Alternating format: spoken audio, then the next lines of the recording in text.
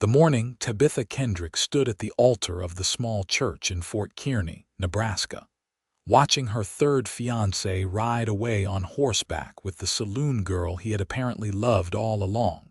She made herself a promise that she would never again trust a man's word about marriage. The year was 1872, and at 24 years old, she had become something of a local spectacle, the woman who could not keep a groom long enough to say vows. The whispers followed her everywhere she went in town, and even the sympathetic glances from the shopkeepers felt like daggers to her pride. 3 times she had prepared herself to become a wife. 3 times she had stood in her best dress, flowers in hand, hope blooming foolishly in her chest. The first time, she had been 19, and Thomas had decided the night before the wedding that he preferred the adventure of gold prospecting in California to the stability of marriage. The second time, at 21, Gerald had confessed on their wedding day that he had gambling debts so severe that he needed to flee town before the men he owed found him. And now, this third humiliation with Robert, who had the decency to at least leave her standing at the altar rather than disappearing the night before.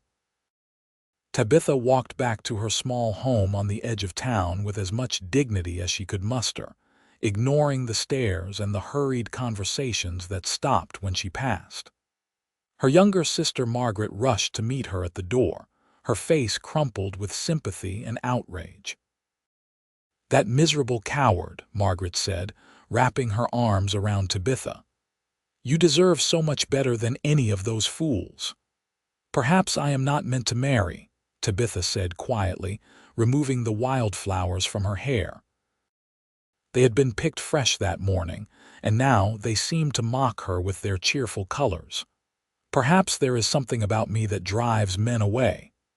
"Do not say such things," Margaret insisted. "Those men were not worthy of you. The right man will see what a treasure you are." But Tabitha could not share her sister's optimism. She had believed in love 3 times, and 3 times that belief had been shattered. She decided then that she would focus on practical matters, on the seamstress work that kept her fed and housed, on helping her sister and aging parents, on anything but the foolish dreams of romance that had led her to such public humiliation. For the next 2 months, Tabitha kept to herself as much as possible. She took in sewing work, creating dresses and mending clothes for the women of Fort Kearny. She tended the small garden behind her house, finding solace in the predictable rhythms of planting and watering and harvesting. She attended church on Sundays but slipped in late and left early, avoiding the socializing that seemed to revolve around pitying glances and well-meaning but painful inquiries about her well-being. It was late September when her father came home with news that would change everything. He worked at the general store, and he heard all the gossip and information that flowed through town. "There is a mountain man who has been coming down to trade," her father said over dinner. "Name of Yates Whitman. Been trapping up in the Rockies for the past 5 years. Strong as an ox, quiet fellow, but honest in his dealings.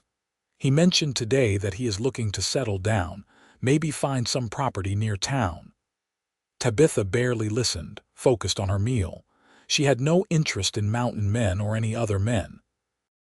Her heart had been locked away, and she intended to keep it that way. But fate had other plans. The following Saturday, Tabitha was at the general store purchasing thread when a man walked in who commanded immediate attention. He stood well over 6 feet tall, with shoulders so broad they nearly filled the doorway. His hair was dark brown and fell past his shoulders, tied back with a leather cord. His face was weathered from years in the mountains, with a strong jaw covered in a neatly trimmed beard. But it was his eyes that caught her attention, a startling blue-gray like storm clouds, and when they landed on her, she felt something shift in her chest despite her best efforts to remain unmoved. "Madam," he said, nodding politely as he moved past her to speak with the storekeeper. His voice was deep and rough from disuse, the voice of a man who spent more time with silence than with conversation. Tabitha nodded back, her mouth suddenly dry, and quickly gathered her purchases. She told herself that the flutter in her stomach meant nothing, that she was simply surprised by his size and presence. Nothing more. She would have forgotten about the encounter entirely, except that she kept seeing him around town over the next few weeks. He was purchasing land, she heard. A good piece of property with a creek running through it, about 3 miles outside of Fort Kearny. He was planning to build a cabin, to continue trapping but also to raise some cattle, to create a life that balanced his love of the wilderness with the practical benefits of being near civilization. Tabitha learned these details despite herself, unable to completely ignore the talk that swirled around the mountain man. Women in town found him fascinating and intimidating in equal measure. He was unfailingly polite but distant, conducting his business and returning to his temporary lodgings at the boarding house without socializing. It was mid-October when Tabitha encountered him again, this time under more dramatic circumstances. She had been walking back from delivering a finished dress to a customer on the far side of town when she heard shouting. 2 men were harassing a dog, throwing rocks at the poor creature and laughing as it tried to escape. Without thinking, Tabitha rushed forward. "Stop that this instant," she demanded, her voice sharp with anger. "Leave that poor animal alone." The men, both of them drunk at midday, turned their attention to her instead. One of them, a man she recognized as a troublemaker named Pike, grinned unpleasantly. "Well now, if it is not the lady who cannot keep a man," he said. "Maybe you should worry less about dogs and more about why your grooms keep running." Heat flooded Tabitha's face, but she stood her ground. "That dog has done nothing to you. Move along." Pike took a step toward her, his intention unclear but his demeanor threatening. Tabitha's heart began to pound, but before fear could truly take hold, a shadow fell over them all. "The lady asked you to move along." Yates Whitman had appeared as if from nowhere, and he stood between Tabitha and the 2 men. Up close, his size was even more impressive, all muscle and controlled strength. His arms, revealed by his rolled-up sleeves, were corded with the kind of power that came from years of hard physical labor in unforgiving terrain. Pike looked up at the mountain man, and whatever drunken bravado he had possessed evaporated. "We were just having some fun." "Find it elsewhere," Yates said. His voice was calm, but there was steel underneath, a clear promise that he would not ask again. The 2 men stumbled away, muttering to themselves. Yates turned to Tabitha, his expression softening slightly. "Are you all right, madam?" "Yes, thank you," Tabitha said, still shaken by both the confrontation and the cruel words Pike had thrown at her. "I appreciate your intervention." She looked around for the dog, spotting it cowering behind a barrel. Moving slowly, she approached the animal, speaking in soothing tones. It was a young dog, maybe a year old, with brown and white fur and scared eyes. After a moment, it allowed her to get close enough to check for injuries. It seemed bruised but not seriously hurt. "Poor thing," she murmured, gently stroking its head.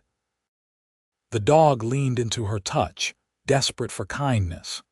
"It trusts you," Yates observed, watching the interaction. "Animals are often easier to trust than people," Tabitha said, the words coming out before she could stop them. She immediately regretted the bitterness in her tone. Yates was quiet for a moment, then said, "May I walk you home? Make sure those men do not circle back." Tabitha wanted to refuse to maintain her isolation, but practicality won out. She nodded and they began walking, the dog following at her heels. "I am Yates Whitman," he said after a few moments of silence. I have seen you around town, but we have not been properly introduced." "Tabitha Kendrick," she replied. "I know who you are. Small town word travels." "That it does," he agreed.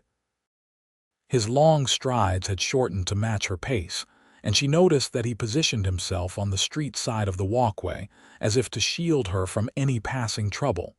They walked in silence for a bit, before Yates spoke again. "That man said something unkind to you." Tabitha stiffened. "Yes. Well, I suppose I have become something of a cautionary tale in Fort Kearney. The woman jilted 3 times before she could marry. Perhaps there should be a ballad written about my failures." She had meant it as a bitter joke, but Yates stopped walking. When she paused and looked back at him, his expression was serious. "If 3 men were fool enough to walk away from you, that speaks to their failures, not yours," he said simply. The words, delivered with such straightforward certainty, hit Tabitha harder than any sympathy had. She felt tears prick her eyes and blinked them back fiercely. "You do not know me. Perhaps I am difficult or demanding or any number of things that made them leave." "Are you?" he asked. "Am I what? Difficult or demanding?" Tabitha considered the question honestly. "I do not believe so. I wanted what any woman wants, a partner, a home, a family, but I also have opinions and I am not afraid to voice them. Perhaps that was the problem." "Then they were definitely fools," Yates said and resumed walking. By the time they reached her small house, the dog still following faithfully, Tabitha felt strangely lighter than she had in months. There was something about Yates Whitman's quiet presence that felt safe, solid, like the mountains he had called home for so long. "Thank you again for your help," she said at her door. "It was kind of you." "No thanks needed," Yates replied. He looked at the dog, then at her. "Looks like you made a friend." "I cannot keep him," Tabitha said, though the dog was now sitting on her doorstep as if he had always belonged there. "I do not have the means to care for a pet." "He seems to disagree," Yates observed, and there was the faintest hint of amusement in his voice. Despite herself, Tabitha smiled. "Animals are stubborn creatures. So are people in my experience," Yates said. He tipped his hat to her. "Good day, Miss Kendrick." She watched him walk away, his powerful frame moving with surprising grace for a man of his size. Then she looked down at the dog, who gazed up at her with absolute devotion. "Well," she said to the animal, "I suppose you had better come inside." Over the next few weeks, Tabitha found that she could not stop thinking about the mountain man. She told herself it was simple gratitude for his help, nothing more. She was done with romantic notions. And yet, when she saw him in town, her heart would speed up traitorously.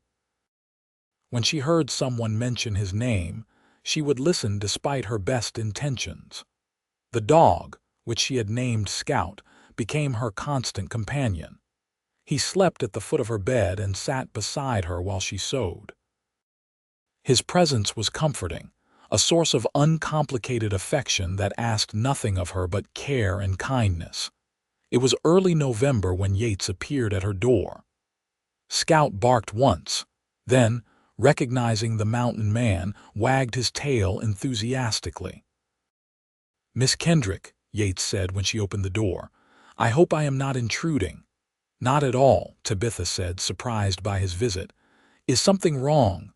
"No, nothing wrong," he assured her. "I wanted to check on you and on the dog, make sure all was well."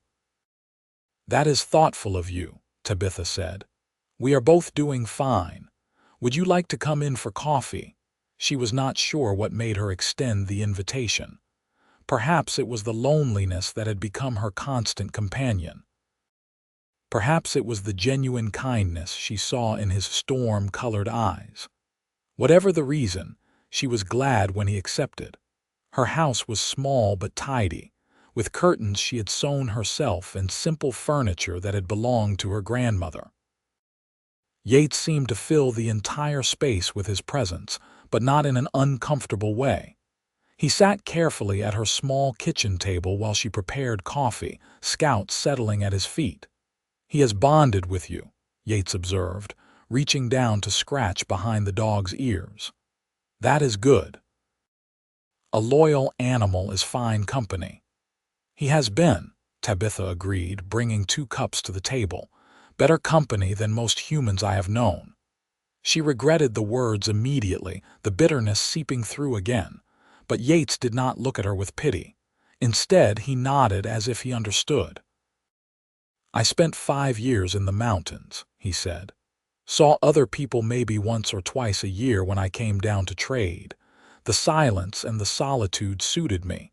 Animals do not lie or betray. The mountains do not make promises they cannot keep." "Why did you decide to settle near town then?" Tabitha asked, genuinely curious. Yates was quiet for a moment, his large hands wrapped around the delicate coffee cup. "I am 32 years old," he said finally. "I have lived a life of solitude, and there is beauty in that, but I began to wonder what it would be like to have more. To build something lasting, to have someone to come home to." His honesty was disarming. Tabitha found herself responding with equal candor. "I thought I would have those things. 3 times I thought I had found a man who wanted the same. 3 times I was wrong." "Their loss," Yates said, his eyes meeting hers. "Any man who had your trust and threw it away is not worth your regret." "You are very certain about that for someone who barely knows me," Tabitha said, but there was no accusation in her voice, only curiosity. "I have spent years learning to judge character," Yates said. "In the mountains, a wrong judgment about an animal or the weather or the stability of the ground can kill you. You learn to see clearly, and I see you clearly enough to know that those men were fools." Tabitha felt warmth spread through her chest, a feeling she had thought dead and buried. "Thank you," she said softly. "That means more than you might know." They talked for over an hour, the conversation flowing more easily than Tabitha had expected. Yates told her about his years in the mountains, about the harsh winters and abundant wildlife, about the peace of waking up to untouched snow, and the challenge of survival when you could only rely on yourself. Tabitha told him about her seamstress work, about growing up in Fort Kearny, about her sister and parents. She did not tell him about the shame she carried, about the whispers that followed her, about the nights she lay awake wondering what was wrong with her. But somehow she suspected he understood anyway. When Yates finally stood to leave, he paused at the door. "Miss Kendrick, I am building my cabin over the next few weeks. Once it is finished, I would be honored if you would allow me to call on you properly. If you have no interest, I will respect that and trouble you no further. But I wanted you to know my intentions." Tabitha's heart hammered in her chest. Every instinct screamed at her to refuse, to protect herself from another potential heartbreak. But when she looked at Yates, at his honest eyes and his patient expression, she found herself nodding. "You may call on me," she said quietly. "Once your cabin is finished." The smile that crossed his face was small but genuine, transforming his weathered features. "Thank you. I will not give you cause to regret it." After he left, Tabitha sat at her table for a long time, her coffee growing cold. Scout rested his head on her lap, and she stroked his soft fur absently. She was terrified of hoping again, of opening herself up to the possibility of hurt. But there was something about Yates Whitman that felt different from the others, something solid and real that called to her despite her fear. Over the next month, Tabitha would occasionally see Yates in town, purchasing supplies for his cabin. They would exchange greetings, sometimes a few words, and each encounter left her feeling strangely unsettled in a way that was not entirely unpleasant. She found herself thinking about him while she worked, wondering how the cabin building was progressing, imagining what it would be like when he came to call on her. Margaret noticed the change in her sister's demeanor. "You seem lighter," she observed one afternoon when she stopped by for tea. Something has happened. Tabitha hesitated, then told her sister about Yates, about his promise to call on her once his cabin was complete. Margaret listened with growing excitement. "Oh, Tabitha, this is wonderful," she said. "I have seen this man around town. He seems nothing like those other fools." "That is what worries me," Tabitha admitted. "What if I am wrong again? What if I let myself hope and he proves to be just as unreliable?" "What if he is not?" Margaret countered. "What if he is exactly what he appears to be, a good man who sees your worth?" "You cannot let fear rule your life forever." Tabitha knew her sister was right, but knowing and feeling were two different things. Still, she could not deny the flutter of anticipation she felt whenever she thought of Yates. December arrived with cold winds and the promise of snow. Tabitha was working on a winter coat for a customer when she heard a knock at her door. Scout barked excitedly, and when she opened the door, Yates stood there, snowflakes catching in his long hair. "The cabin is finished," he said simply. "If your offer still stands, I would like to call on you properly." "It stands," Tabitha said, her mouth suddenly dry. "Would you like to come in?" Over the next weeks, Yates became a regular presence in Tabitha's life. He would visit in the evenings, always respectful, always proper. They would talk for hours, about everything and nothing. He told her more about his life before the mountains, about growing up in Missouri, about the restlessness that had driven him to seek solitude in the wilderness. She told him about her dreams, the ones she had put away after being jilted, about the family she hoped to have someday, about the fear that still lived in her heart.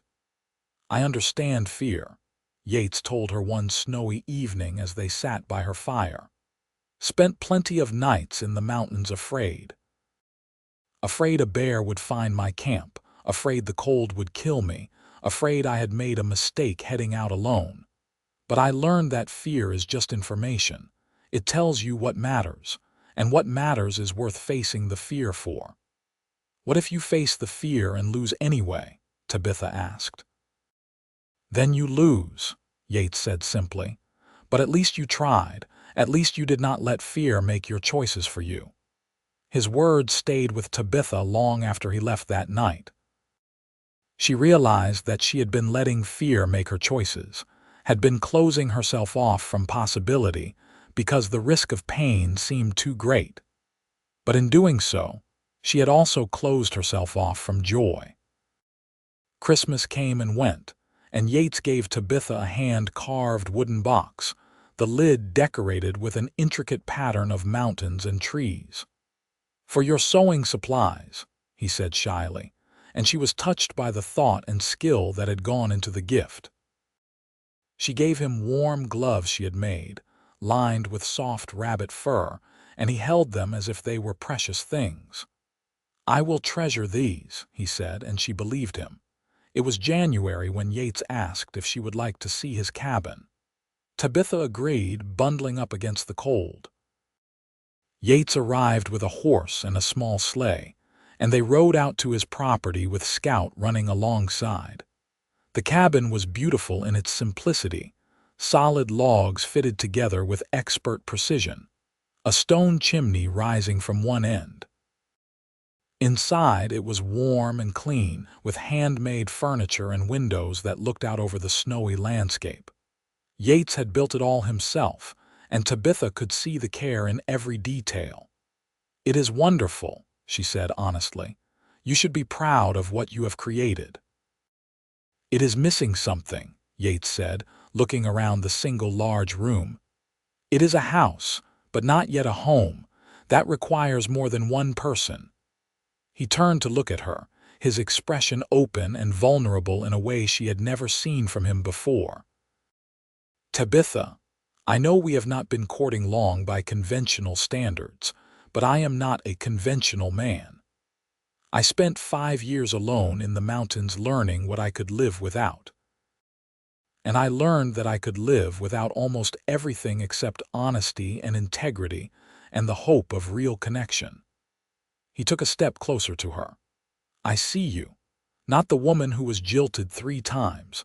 Not the cautionary tale the small minds of this town have made you out to be.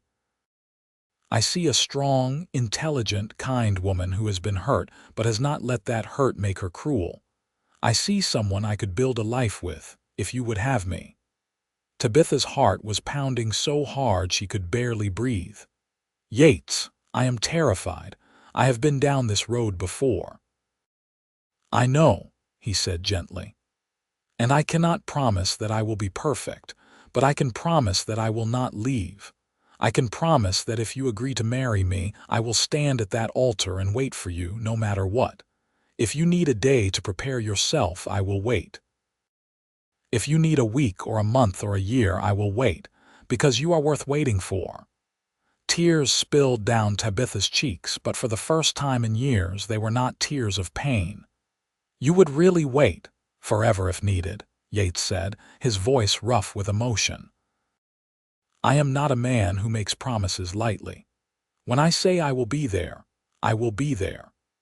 Tabitha looked into his storm-cloud eyes and saw only sincerity, only the steady strength that had drawn her to him from the beginning. She thought about the fear that had ruled her life for the past few years, and she thought about what Yates had said about fear being information, about what matters being worth facing fear for. Yes, she whispered. Yes, I will marry you. Yates pulled her into his arms, holding her with a gentleness that belied his great strength. You will not regret this, he murmured against her hair. I swear to you, Tabitha, you will not regret this. They decided to marry in early March, giving themselves time to prepare and to let the worst of winter pass. But unlike her previous engagements, Tabitha found herself calm as the date approached. Yates was a constant, steady presence. He did not waver or show any signs of doubt.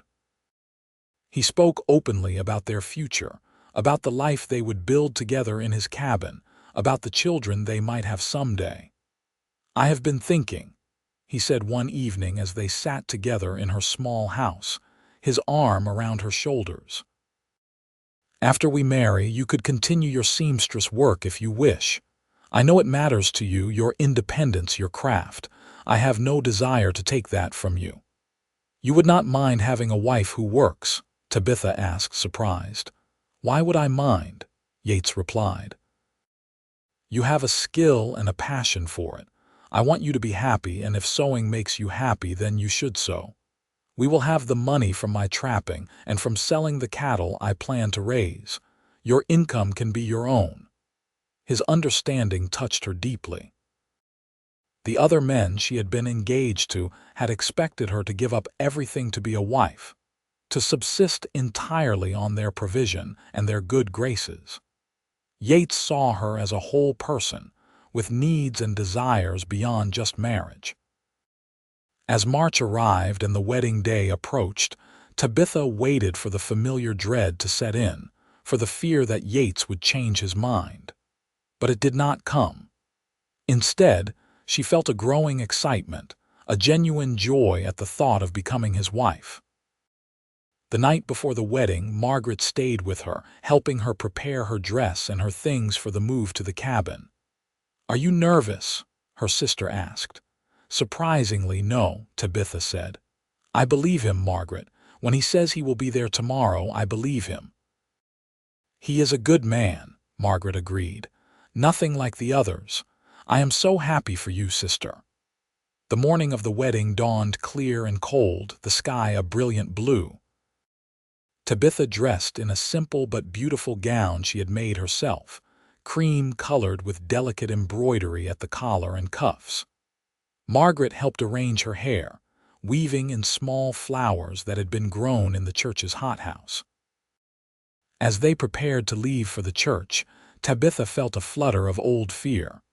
What if this was like before? What if she arrived to find Yates gone, unable to go through with it after all? But when she entered the small church, Yates was there. He stood at the altar in his best clothes, his long hair neatly tied back, his powerful frame somehow gentle in the soft light filtering through the windows.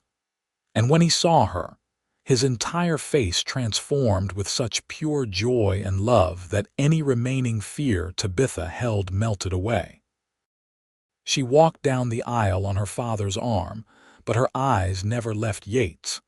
He watched her approach with an expression of wonder, as if he could not quite believe his good fortune. When she reached him, he took her hands in his much larger ones. "You came," he whispered, his voice thick with emotion. "You waited," she whispered back, and saw the understanding in his eyes. The ceremony was simple and beautiful. The minister spoke of love and commitment, of the bonds that tie two souls together, but Tabitha barely heard the words. She was focused entirely on Yates, on the solid warmth of his hands, on the love she saw shining in his eyes. When it came time for vows, Yates spoke clearly and firmly. "I, Yates Whitman, take you, Tabitha Kendrick, to be my wife. I promise to stand beside you in all things, to honor you and cherish you, to be faithful and true. I promise that I will never give you cause to doubt me, that my word to you is as solid as the mountains I once called home."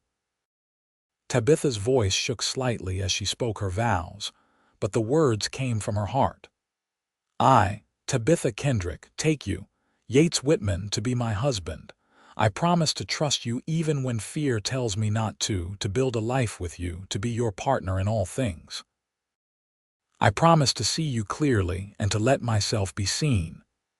When the minister pronounced them married, Yates pulled Tabitha close and kissed her with a tenderness that made her heart soar. The small congregation, made up mostly of family and a few close friends, applauded warmly. As they walked back down the aisle together, Tabitha saw some of the townspeople who had whispered about her, who had made her the subject of pitying gossip. But she did not care anymore. She had found something real, and their opinions no longer mattered. Outside the church, Yates lifted her into his arms as easily as if she weighed nothing, his muscles flexing beneath his shirt. "My wife," he said, the words filled with reverence and joy. "My husband," Tabitha replied, and kissed him again. They had a small celebration at the home of Tabitha's parents, with food and music and genuine happiness. Yates was somewhat awkward in the social setting, more accustomed to solitude than parties, but he never left Tabitha's side. His hand was always at her waist or holding hers, a constant connection that spoke of his devotion. As the afternoon wore on toward evening, Yates leaned down to murmur in her ear, "Are you ready to go home? Home." The word had never sounded so sweet. Tabitha nodded, and they said their goodbyes, accepting congratulations and well wishes.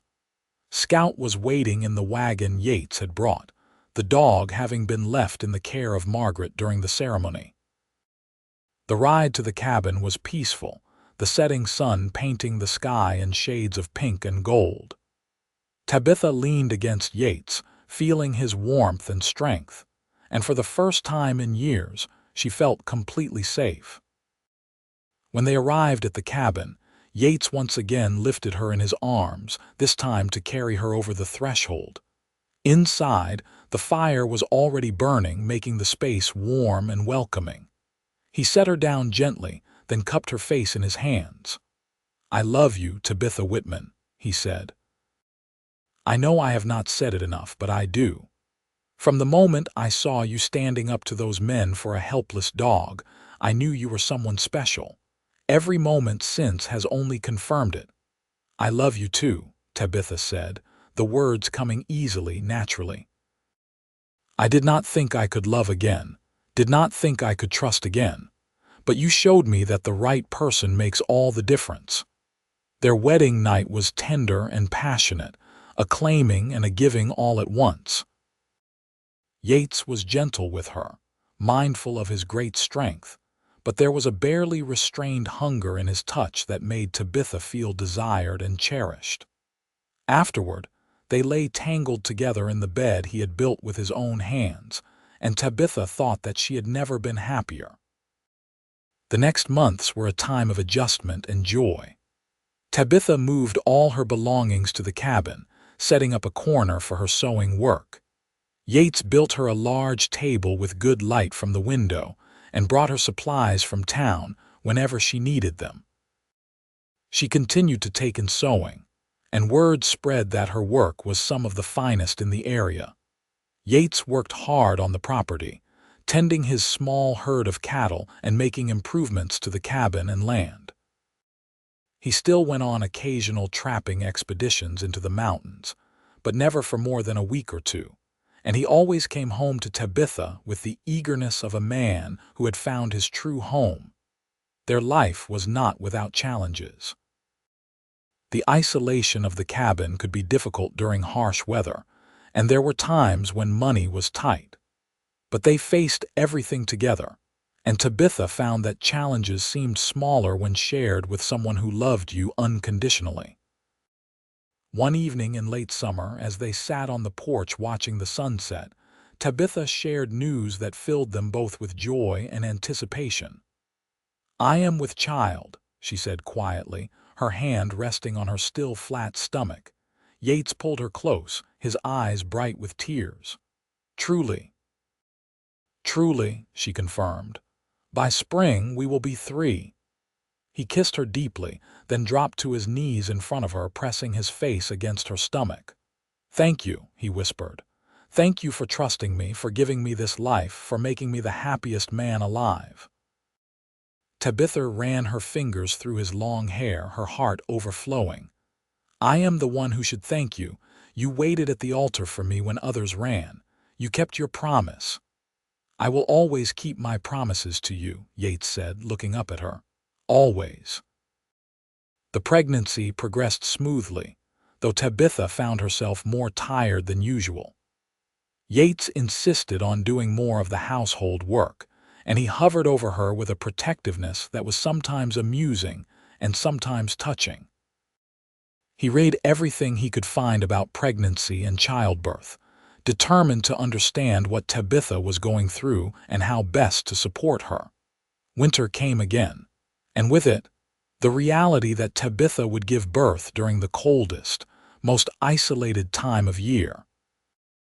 Yates made preparations, stockpiling supplies and arranging for a midwife from town to stay with them as Tabitha's time grew near. In late February, on a night when snow fell softly outside the cabin windows, Tabitha went into labor. The midwife, a capable woman named Mrs. Henderson, coached her through the pain while Yates paced outside, too anxious to sit still. Finally, after many hours of labor, a baby's cry pierced the air. Mrs. Henderson opened the door with a smile. "You have a son, Mr. Whitman, a healthy baby boy, and your wife is doing well." Yates rushed inside to find Tabitha propped up in bed, exhausted but radiant, holding a tiny bundle wrapped in soft blankets. She looked up at him with tears of joy streaming down her face. "Meet your son," she said softly. Yates approached slowly, almost reverently, as if afraid his size and strength might somehow harm this tiny, perfect creature. When Tabitha placed the baby in his arms, the mountain man who had faced down bears and survived harsh winters alone looked down at his son with an expression of absolute wonder. "He is perfect," Yates whispered. "You are perfect, both of you." They named the baby James, after Tabitha's grandfather. James Whitman came into the world healthy and strong, with his father's blue-gray eyes and a surprising amount of dark hair. Yates was a devoted father from the first moment, involved in every aspect of caring for his son despite the traditional expectations that such work was women's work. "He is mine too," Yates said simply, when Tabitha pointed out how unusual his level of involvement was. "I want to know him, to be part of every moment of his life." As the seasons turned and James grew from infant to toddler, Tabitha watched her husband become even more firmly rooted in their family life. The restlessness that had once driven him to seek solitude in the mountains was completely gone, replaced by a deep contentment in the life they had built together. One afternoon in early summer, when James was just over a year old, Tabitha was sewing on the porch while Yates played with their son in the grass nearby. Scout, now an old dog but still loyal, lay in the shade watching over them all. Tabitha paused in her work to simply observe her family, and her heart felt so full she thought it might burst. "What are you thinking about?" Yates asked, noticing her stillness.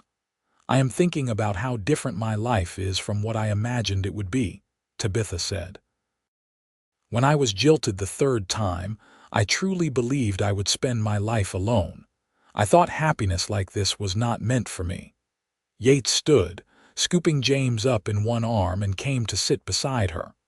"I am glad you were wrong. I am glad those other men were fools, because it meant you were free when I found you." "When I found you," Tabitha corrected with a smile. "Or when we found each other." "When we found each other," Yates agreed. He kissed her softly, James giggling between them. Over the next few years, their family continued to grow. Tabitha gave birth to a daughter they named Sarah, with her mother's dark hair and her father's sturdy build. Then came another son, Michael, who arrived early and tiny but proved to have a fighter's spirit. Each birth brought Yates to his knees with gratitude and wonder, and each child was loved fiercely by both parents.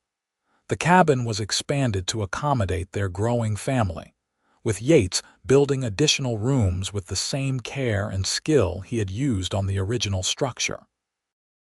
Tabitha's sewing business thrived, and she became known throughout the region for the quality of her work. Yates's cattle operation grew successful, and he was respected in the community for his integrity and hard work. But more than their material success, what mattered to both Tabitha and Yates was the love they had built together. The trust that had been so hard for Tabitha to give again, Yates had earned and kept sacred. He had promised to wait at the altar forever if needed, and he had kept that promise and every promise since. One evening, nearly 10 years after their wedding, Tabitha and Yates sat on their porch watching the sunset.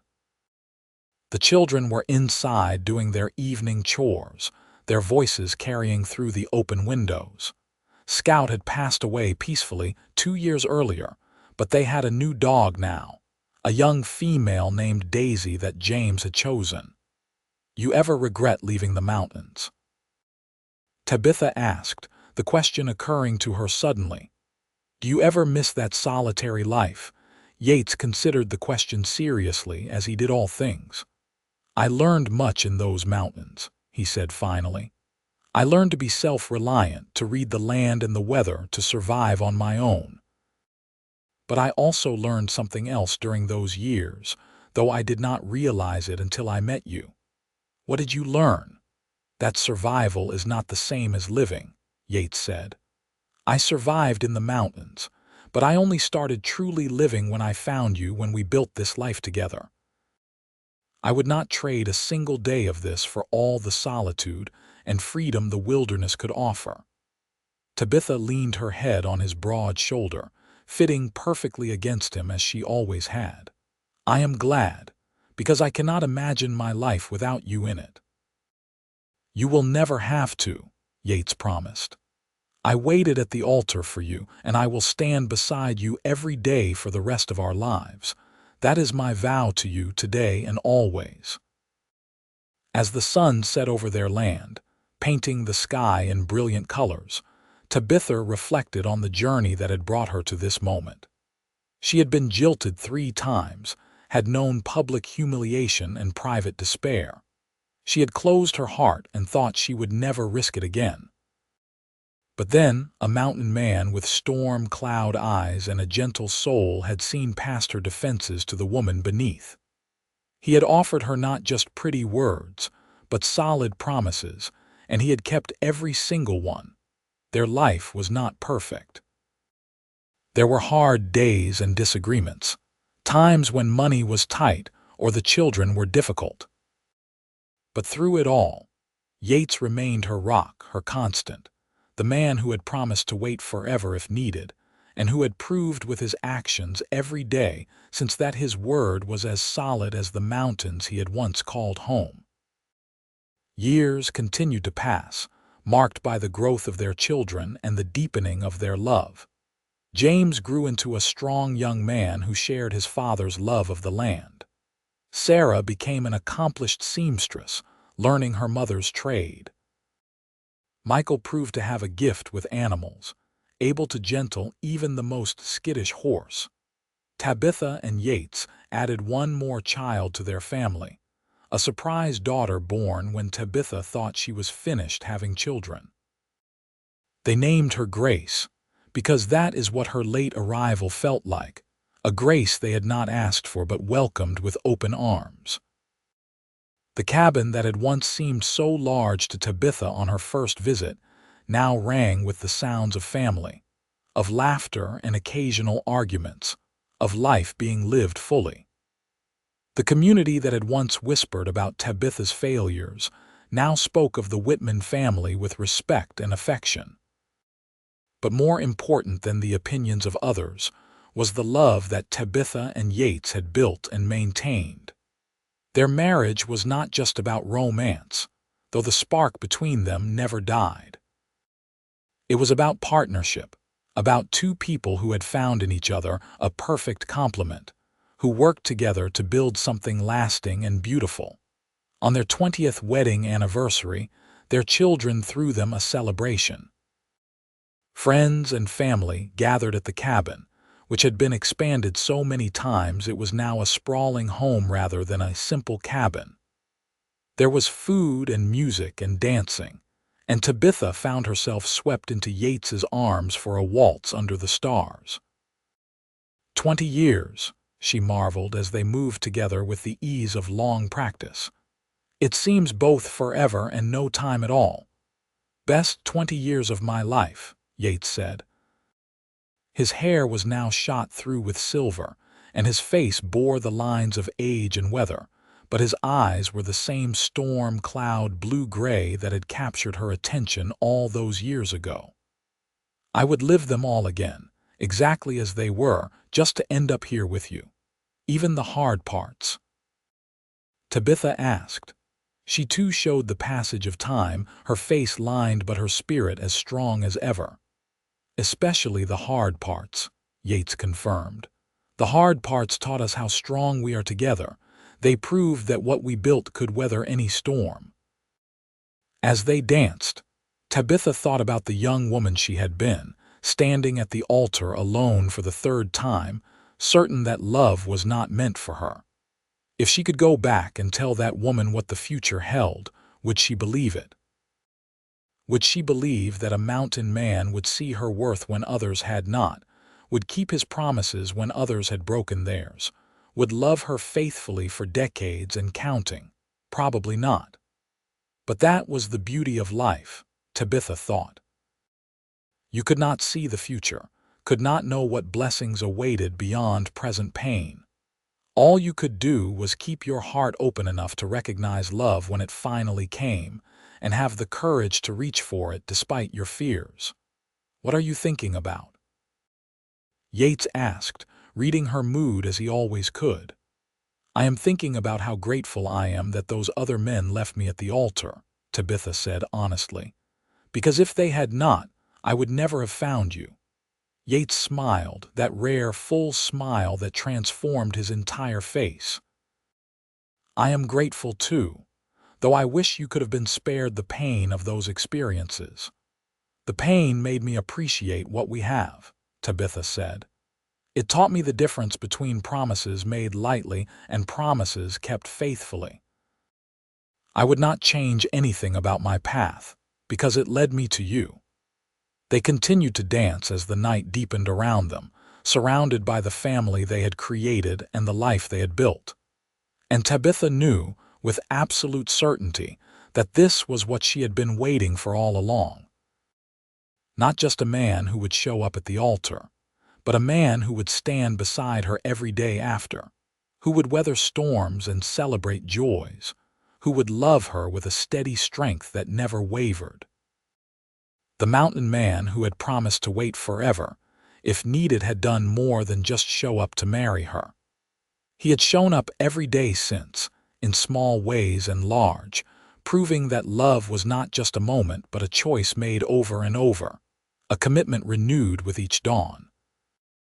As the years continued to roll forward, Tabitha and Yates grew old together. Their children married and had children of their own, filling the expanded cabin with grandchildren during holidays and gatherings. The land they had worked so hard to maintain prospered, and the legacy they built was not just one of material success, but of love and integrity. In their later years, when both of them had more silver than dark in their hair, Yates and Tabitha would often sit on their porch in the evenings, watching the sun set over the land they loved. They did not need to talk much anymore. Decades together had given them a communication that went deeper than words.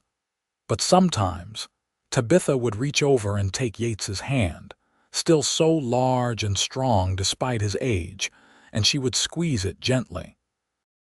And Yates would squeeze back, a simple gesture that said everything they both felt. I am here. I will always be here. I chose you and I choose you still. The town of Fort Kearny had changed much over the decades, growing from a small frontier settlement into a thriving community. The church where they had married had been rebuilt and expanded, but Tabitha and Yates attended faithfully, sitting in the same pew they had claimed as newlyweds. Sometimes, younger couples in town would seek out Yates and Tabitha for advice, asking them the secret to a long and happy marriage. Yates would usually defer to Tabitha, never quite comfortable being seen as an expert on anything. But Tabitha would smile and say simply, "Find someone whose promises you can trust and be someone whose promises can be trusted. The rest will follow." It was simple advice, but it held the wisdom of a lifetime. Tabitha had learned through painful experience that not all promises were equal, that words spoken easily at an altar meant nothing without the daily actions to back them up. And Yates had shown her that true love was not about grand gestures but about steady presence, about being there not just on the wedding day but on all the ordinary days that followed. As they entered their final years together, both Yates and Tabitha slowed down physically but remained sharp in mind and spirit. They handed over the day-to-day running of the ranch to James, who had inherited his father's skill with the land and his mother's business sense. But they still lived in the cabin that Yates had built with his own hands, surrounded by memories of a life well lived. One spring evening, when Tabitha was in her early 70s and Yates was nearing 80, they sat on their porch watching their youngest grandchild chase butterflies in the yard. The child, a boy of about 5, had Yates's blue-gray eyes and Tabitha's determined spirit. "We did well," Yates said quietly, his voice rougher with age but still strong. "We did," Tabitha agreed. "Better than I ever dreamed possible." "No regrets?" Yates asked, turning to look at her. Even now, his gaze could make her heart flutter. "Not a single one," Tabitha said firmly. "Except perhaps that I did not meet you sooner, but then maybe we needed to become who we were before we could recognize each other." "Maybe," Yates agreed. He was quiet for a moment, then said, "Do you remember what I promised you before we married?" "You promised many things," Tabitha said with a smile. "You have kept them all." "I promised I would wait at the altar forever if needed," Yates said, "that I would not leave you. I want you to know that promise extends beyond this life. Whatever comes next, wherever we go, I will find you again. I will wait for you." Tears filled Tabitha's eyes. "And I will come to you. In this life and whatever lies beyond, I will always come to you." They sat together as the sun set, holding hands as they had for nearly 5 decades. Two souls who had found each other against all odds and had built something beautiful together. The pain of Tabitha's past, the 3 times she had been left at the altar, had faded to distant memory, overshadowed entirely by the decades of love and partnership that had followed. Yates passed away peacefully in his sleep 2 years later, at the age of 81. Tabitha held his hand as he drew his last breath, and though her heart broke at the loss, she also felt profound gratitude for the life they had shared. He had kept every promise he had ever made to her, right up until the end. Tabitha lived for 3 more years after Yates's death, surrounded by her children and grandchildren, and even a few great-grandchildren. She continued to sew almost until the end, her fingers slowed by age but her skill undimmed. And every evening she would sit on the porch of the cabin Yates had built, feeling his presence in every carefully fitted log, every thoughtful detail. When Tabitha's time finally came, she went peacefully, a small smile on her face.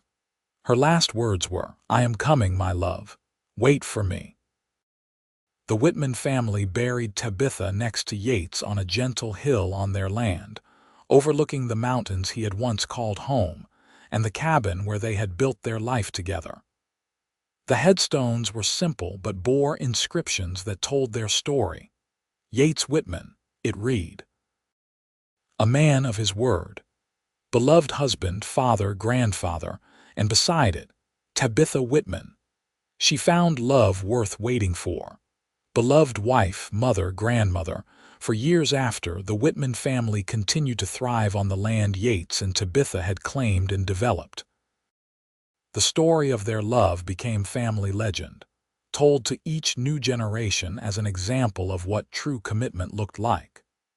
The cabin, carefully maintained, stood as a testament to what could be built when 2 people came together with honesty, trust, and unwavering dedication to each other.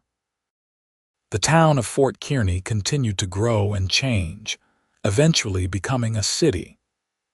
The small church where Yates had waited at the altar for Tabitha was eventually torn down and replaced with a larger, more modern building.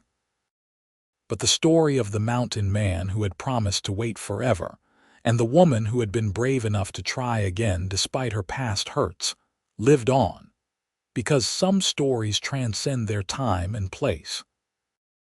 Some loves are so true, so pure in their devotion that they become larger than just 2 people. They become proof that despite pain and disappointment, despite fear and doubt, love can triumph.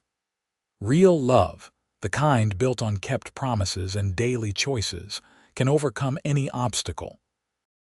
Tabitha had been jilted 3 times before she met Yates. 3 times she had stood at an altar alone, her trust betrayed and her heart broken. But the 4th time, when a mountain man with storm cloud eyes and a gentle soul promised to wait for her forever if needed, everything changed.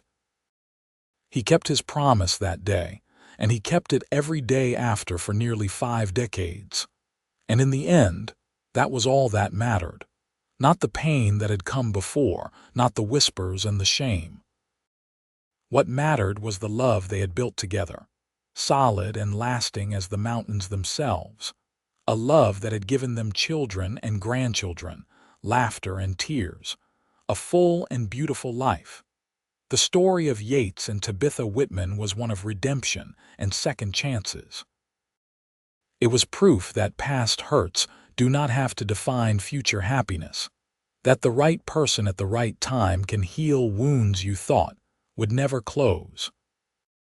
It was a reminder that true strength is not found in isolation, but in partnership, not in self-reliance alone, but in the vulnerability of allowing yourself to be truly known and loved. Most of all, it was a love story in the truest sense, a tale of 2 souls who found each other when they needed each other most, who built something lasting from the materials of trust and commitment and daily devotion. A mountain man who had lived in solitude found his home in a woman's heart. A woman who had given up on love found it in the steady presence of a man who kept his promises. Their love was not perfect or without challenges, but it was real, and it was strong, and it endured. From that first meeting when Yates had stepped in to protect Tabitha from drunk troublemakers, through their courtship and marriage and the raising of their family, through decades of joy and sorrow, plenty and want, they had stood together. And when the end came, as it does for everyone, they faced it knowing that they had lived fully, loved deeply, and created something that would outlast them both. Their descendants would carry forward the legacy of their love, and their story would be told and retold, inspiring others to believe in the possibility of finding a love worth waiting for. The cabin still stands on that land outside Fort Kearny, Nebraska, now carefully preserved by the Whitman family as a reminder of where it all began. Visitors can see the room where Yates had built Tabitha her sewing table, the fireplace where they had sat on countless winter evenings, the porch where they had watched sunsets and held hands and grown old together. And if you listen carefully on quiet evenings, some say you can almost hear the echo of their love in the wind that sweeps down from the mountains, a whisper that speaks of promises kept and love that truly did last forever. Because while Yates and Tabitha are long gone, what they built together remains, solid and real, a testament to the power of love that is true and trust that is earned and kept. The mountain man had said he would wait at the altar forever if needed. And though forever is a long time, he had meant it. Every word, every promise, every vow. And in keeping those promises, he had given Tabitha something infinitely precious, a love that healed her wounded heart and showed her that she had always been worthy of devotion, that those who had left her at the altar before had simply not been the right men for her. Because the right man, the one meant for her, had waited. He had stood at that altar and made his promises and spent the rest of his life keeping them, and that had made all the difference.